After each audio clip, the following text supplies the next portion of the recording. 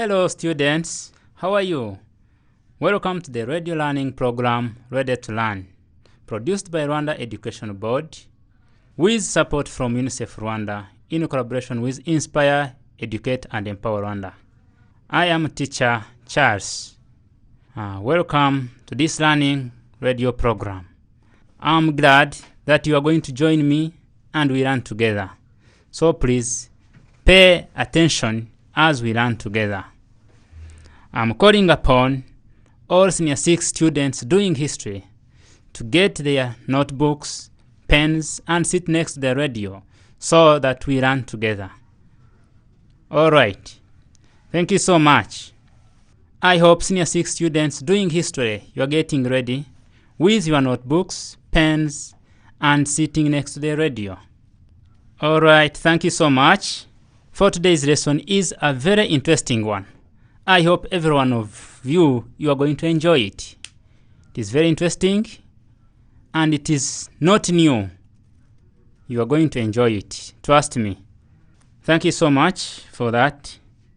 Our today's lesson is about Liberation War of 1990 to 1994 in Rwanda. I repeat, our today's lesson is about the Liberation War of 1990 to 1994 in Rwanda. I hope you are going to enjoy it. I ask for your kind attention so that we learn together.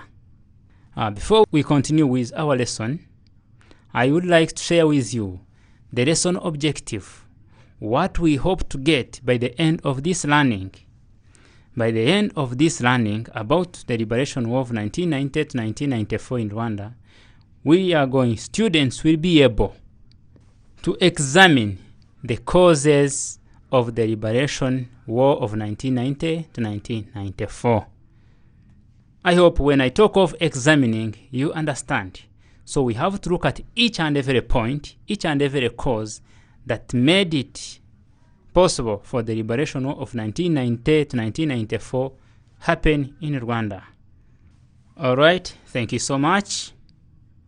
I am giving you a simple pause that we now get ready for examining the causes of the Liberation War of 1990 to 1994 in Rwanda.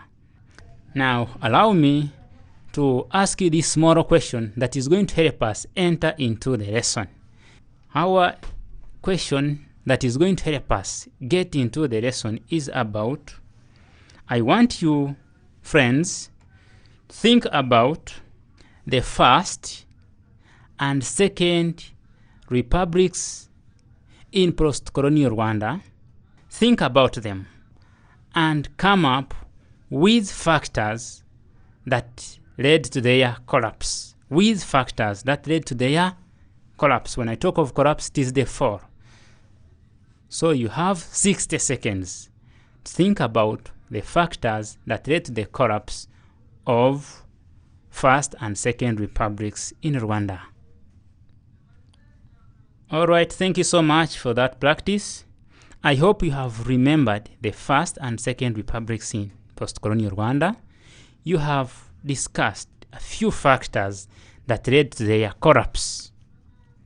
It is from these factors that led to their collapse that we are going to build on and come up with the causes that led to the outbreak of the Liberation War of 1990 to 1994 in Rwanda. Thank you so much. In summary of what you have written down, the First and Second Republics shared common features of poor governance. It is out of poor governance that many Rwandans never enjoyed their motherland, because of the First and Second Republics' poor governance. So allow me to give you this opening statement so that we can learn together now the causes of the Liberation War of 1990 to 1994 in Rwanda. I ask you to pay attention to this statement. Unlike military struggles of the areas in Rwanda where our forefathers fought wars of expansion and conquest, the 1990 to 1994 Liberation War was purposely fought to liberate Rwandans and restore their unity and dignity. I repeat, unlike military struggles of the early years in Rwanda, where our forefathers fought wars of expansion and conquest, the 1990 to 1994 Liberation War was purposely fought to liberate Rwandans and restore their unity and dignity.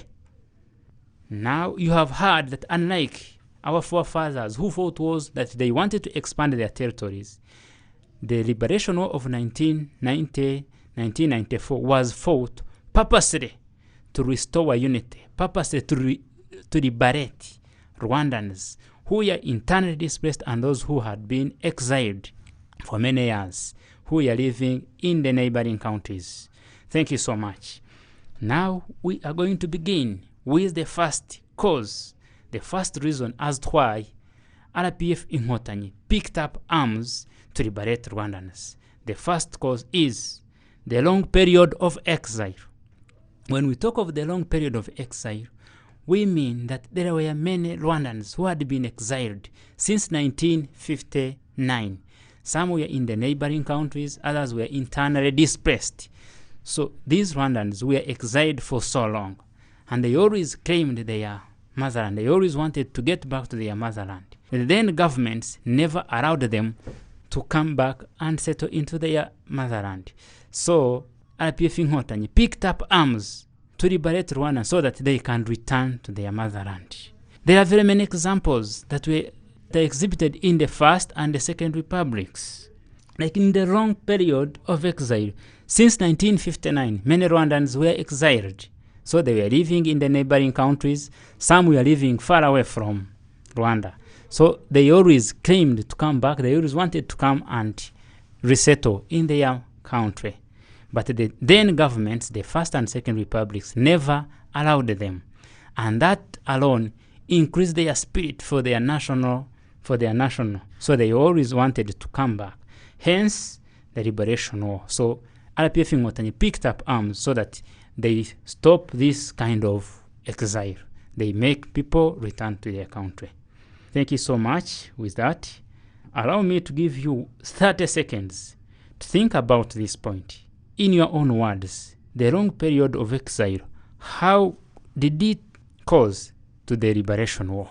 Just in your own words, think about it. You have 30 seconds. All right, thank you so much. With that point, there are very many examples that you will read in the First and Second Republics, where you will find, for example, in 1964, the then government requested refugees to be settled in countries of asylum. This kept increasing the spirit of refugees to fight back and settle in their motherland, hence liberation. So those are some of the examples that we find that made many people who were living outside, who had been exiled, fought to liberate themselves, led by RPF Inkotanyi. Thank you so much for that point. I am giving you the second reason as to why Liberation War was inevitable in Rwanda 1990 to 1994. The second one is the refusal of return for Rwandan refugees. It means Rwandan refugees had always wanted to come back to their country, but they always refused by the then government. They were never allowed to come and resettle in their country. Even those who were internally displaced since 1959 within the country, never allowed to get back to their places. This is seen by many statements, by several statements aired out by the then leaders. You would find in 1964 still, the government requested that the refugees should be resettled in the countries of their asylum. So they never wanted them to come back to their country. Again, you will find in 1966, the then government prevented the Tutsi refugees from claiming ownership of their property. This means even the Rwandans, the Tutsi mostly, who were internally displaced, were never allowed to claim ownership of their property. It still goes on to the Second Republic, where in 1975, the then President Habyarimana put a decree stating that refugees' assets should become public properties. Hence, Liberation War to restore dignity to all Rwandans was inevitable. Like I asked you in the first reason, now I want you again in 30 seconds to think about that point, the refusal of return for Rwandan refugees How could the refugees who are outside the country how could that point alone make it possible for the liberation war to happen? They were refused. Then how could it happen? In your own words. All right, thank you so much. Yeah, it was inevitable because they always wanted to get back to their motherland. They were tortured in the countries of asylum. They were never at peace with the host countries, and even their country could follow them and torture them in the refugee camps. So they wanted to liberate themselves and regain dignity and unity within their country, Rwanda.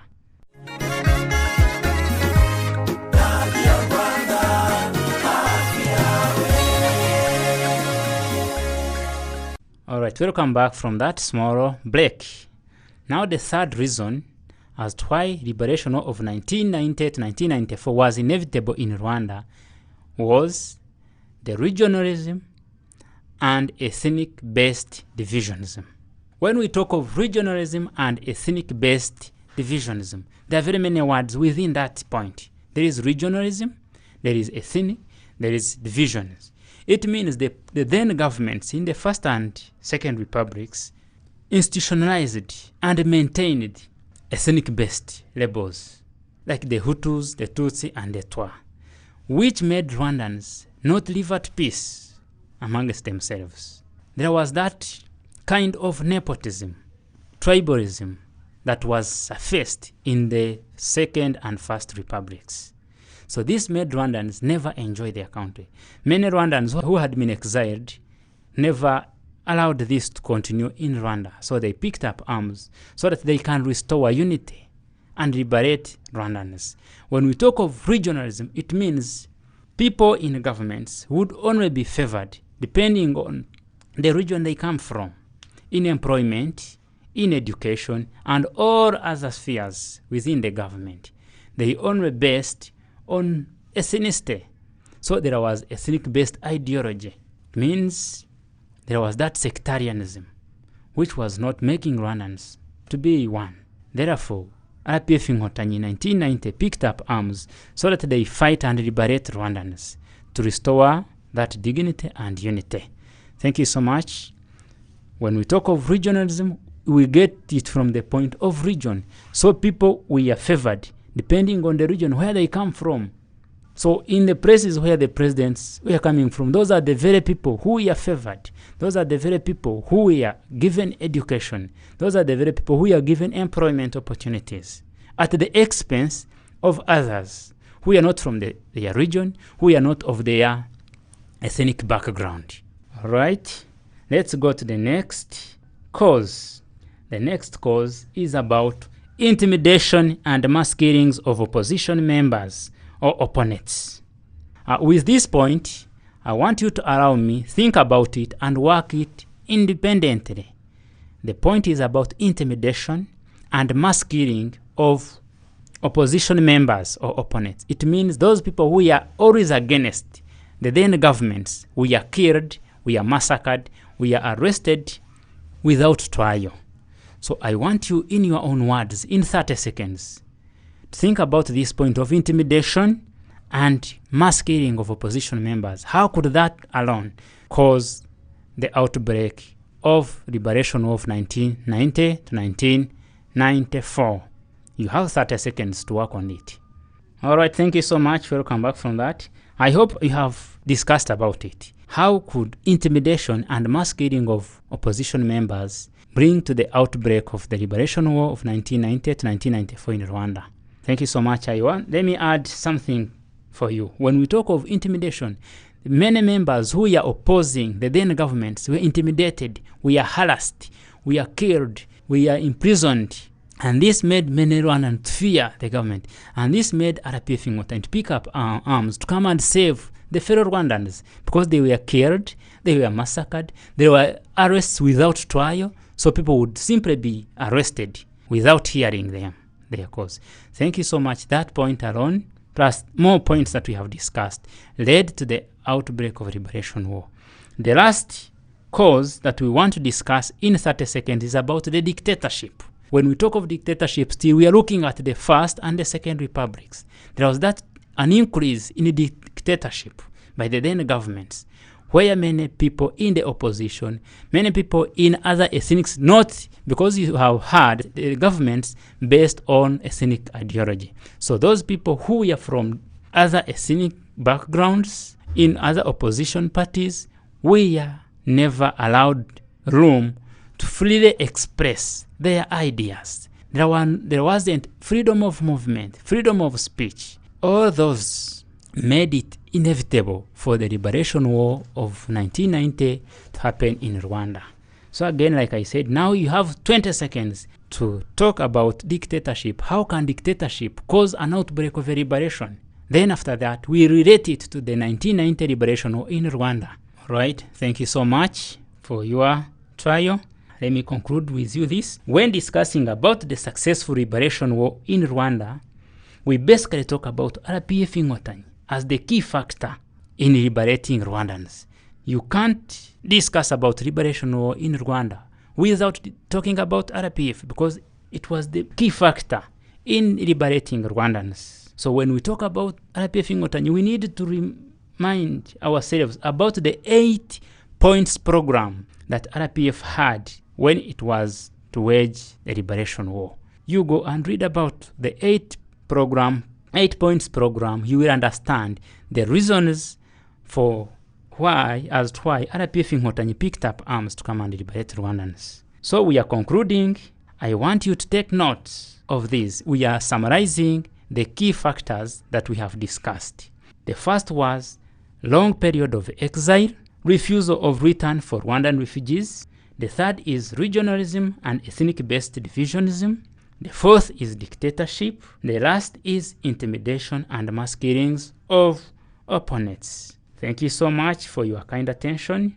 I hope you have enjoyed this lesson, and you have really enjoyed it. I want you to link it with the First and Second Republics to know as to why there was a need for a liberation war in Rwanda in 1990 to 1994.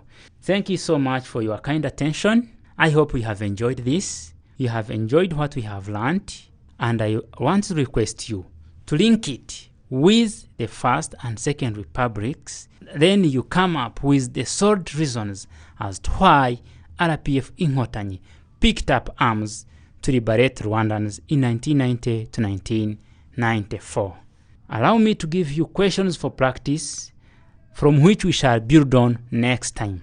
Write them down in your notebooks. The first question is, to what extent did the First and Second Republics contribute to Rwanda Liberation War of 1990 to 1994? I repeat, to what extent did the First and Second Republics contribute to Rwanda Liberation War of 1990 to 1994? The second and the last question is, discuss the causes and effects of genocide against the Tutsi in Rwanda in 1994. Discuss the causes and effects of genocide against the Tutsi in Rwanda in 1994. Those are 2 questions for your practice. Research on internet, on web portal. You will find books that will help you to research and do more on these 2 questions, plus the one that we have discussed today. Thank you so much. Bye. It was Teacher Charles. I enjoyed you. I hope you also enjoyed the lesson. Thank you so much.